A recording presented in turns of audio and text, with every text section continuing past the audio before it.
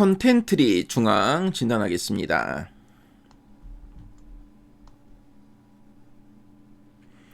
지금 컨텐트리 중앙에 최근 3개월 주가 추이를 보고 계시고요. 11월, 12월, 1월 현재까지의 추이입니다. 그래서 컨텐트리 중앙은 11월, 12월까지 계속 행보했었죠. 근데 원래 연초에 거래량이 늘면서 주가가 수직으로 하락했습니다. 근데 최근에 다시 좀 반등을 계속 좀 시도해 나가고 있죠.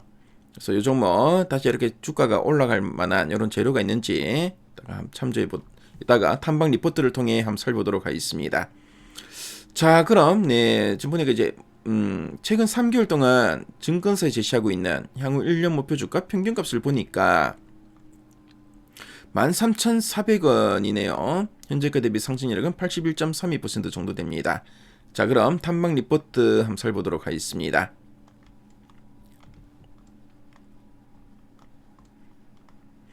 자, 지난 10월 이후 목표가 제시추를 보니까 11월에 한 13,000원에서 한 15,000원 정도 목표가를 좀 제시했죠. 1월 들어서는 이제 만원, 그렇죠. DB증권에서 10,000원 정도 목표가 제시했고, 그 최근에 한 14,000원까지 목표가를 제시하고 있네요.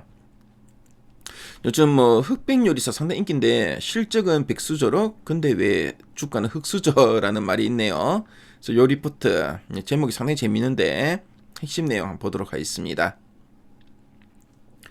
자, 그럼 컨텐트리 중앙이 어떤 회사인지 간단하게 설명해 드리도록 하겠습니다. 자, 컨텐트리 중앙은 종합 컨텐츠 기업인데요.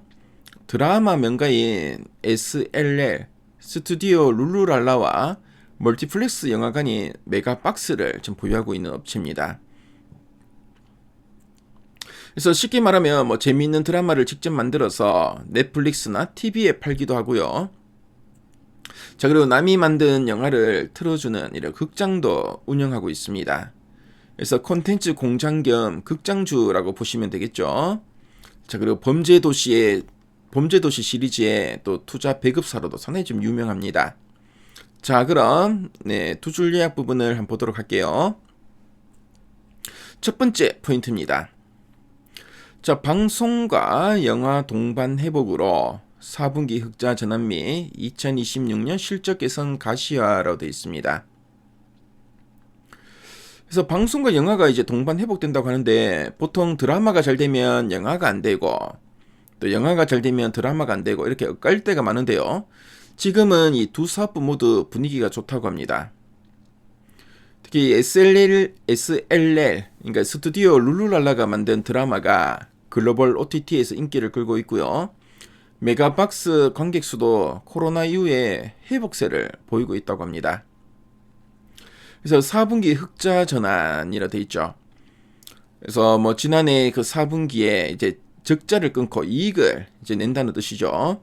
그래서 회사의 체질이 건강해졌다는 아주 중요한 신호로 보시면 되겠습니다.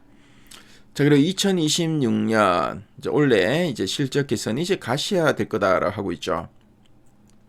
그래서 좋아질 수도 있을 걸 하는 이런 막연한 기대가 아니라 이미 예정된 드라마 라인업이나 이제 개봉 영화들이 빵빵하기 때문에 실적 상승이 눈에 보이는 현실이 되었다는 의미로 보시면 되겠습니다. 자, 그럼 두 번째 포인트 한번 살펴볼게요. 재무 리스크 완화 시 과도한 주가 하락에 따른 반등 여지 존재라고 하고 있습니다. 그래서 재무 리스크는 콘텐트리 중앙의 가장 큰 약점입니다. 그래서 영화관을 인수하고 드라마 제작사를 늘리느라 빚을 좀 많이 졌는데요. 이 때문에 이자를 내느라 힘들다는 걱정이 주가를 짓누르고 있습니다. 그래서 과도한 주가 하락이 되는데 회사가 돈 버는 능력에 비해서 주가가 너무 싸다는 뜻이죠. 그래서 이제 또 반등 여지가 존재한다라고 하고 있는데요. 그래서 눌려있던 용수철이 이제 돌을 치우면 이제 튀어오르죠. 그래서 빚을 갚거나 자금을 확보해서 이 재무 리스크라는 돌덩이만 치워주면은 주가는 지금보다 훨씬 높게 올라갈 수 있다는 뜻으로 보시면 되겠습니다. 그래서 회사가 이 빚이라는 재무 리스크가 좀 많아서 투자자들이 겁을 먹고 주식을 너무 많이 좀 팔아치웠는데, 이 빚 문제만 조금 해결되면은 주가가 다시 튀어오를 가능성이 충분하다는 뜻으로 이해하시면 되겠습니다. 자, 그럼 아랫단에서 좀 더 구체적인 내용들 한번 보도록 할게요. 자, 먼저 4분기 실적입니다. 자, 4분기는 매출액이 2,673억 원으로 전년 대비 한 31% 증가할 것으로 보고 있고요. 자, 영업이익은 68억 원으로 흑자 전환하면서 컨센서스 이제 상단에 부합할 거다라고 하고 있습니다. 자, 그리고 이제 방송 부분의 영업이익은 53억 원으로 이제 흑자 기조가 지속될 거다라고 하고 있네요. 그래서 지금 보니까 그동안 뭐 특히 이제 4분기, 전년 4분기는 적자였는데 이제 흑자 전환했는데, 특히 방송 부분이 이제 흑자 기조를 계속 지속한다라고 이야기하고 있고,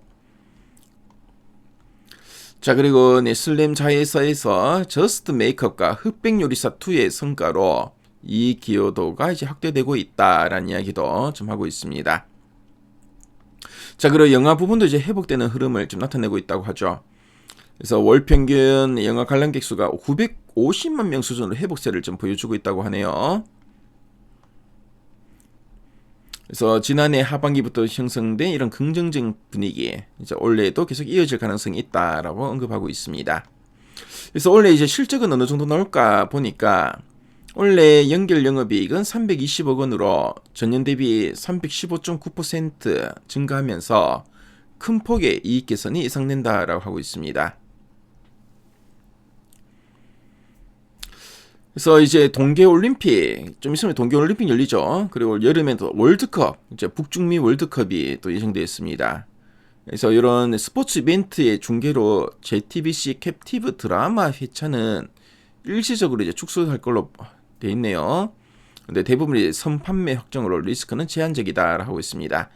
그래서 아무래도 이런 스포츠 이벤트가 있으면은 저 이제 드라마 시청률이 조금 이제 영향을 받을 수 있겠죠. 그래서 드라마 회차를 조금 이제 좀 줄였는데, 이제 선판매 미리 이제 어느 정도 이제 판매 계약을 맺었기 때문에 리스크는 크게 없을 거다라고 하고 있습니다. 자, 그리고 뭐 예능에서는 셀미더쇼, 흑백 요리사 이제 2가 끝나고 이제 3가 또 예정돼 있죠. 그리고 저스트 메이크업 2 이런 작품들의 안정적인 흥행 라인업을 또 확보했다라고 하고 있습니다. 자, 그리고 재무 이슈에 대해서 나와있죠. 최근에 신용 등급이 이제 강등되었다고 하네요. 그래서 트리플 B 마이너스, 그렇죠. 그리고 CB 또 1142억 원 상환 부담이 있고, 이렇게 지금 재무 우려가 있다 보니까 주가에는 좀 부정적인 영향을 미쳤다고 합니다. 그래서 이제 1월 말에 재무 리스크 일부 해소된다면은 주가에 이런 할인 요소가 이제 해소되지 않을까 좀 보고 있네요. 자, 그럼 상세 보기 클래스 리포트 문을 한번 훑어보도록 하겠습니다. 자, 리포트를 보시면은 앞서 우리 핵심 내용 보기에서 봤던 내용들이 쭉 이렇게 풀어서 써 있죠. 자, 그래서 이제 4분기는 시장 예상치에 부합하는 양호한 실적이 전망된다라고 하고 있고, 원래 2026년에도 이익 개선은 이어질 거다라고 하고 있죠. 자, 목표가는 조금 이제 하향하고 있습니다. 자, 최근에 주가 하락으로 이제 계율이 커졌죠. 그래서 계율이 커졌기 때문에 조금 이제 하향한다는 거죠. 그렇게 보시면 되겠습니다. 자, 그리고 컨텐츠리 중앙 관련된 이런 표나 그래프 자료도 잘 정리되어 있죠. 그래서 컨텐츠 중앙에 좀 관심 있는 분들은 미래 가이드에 들어오시면 이 리포트 문을 무료로 보실 수 있습니다. 그래서 한번 참조해 보시면 상당히 큰 도움이 될 것 같네요.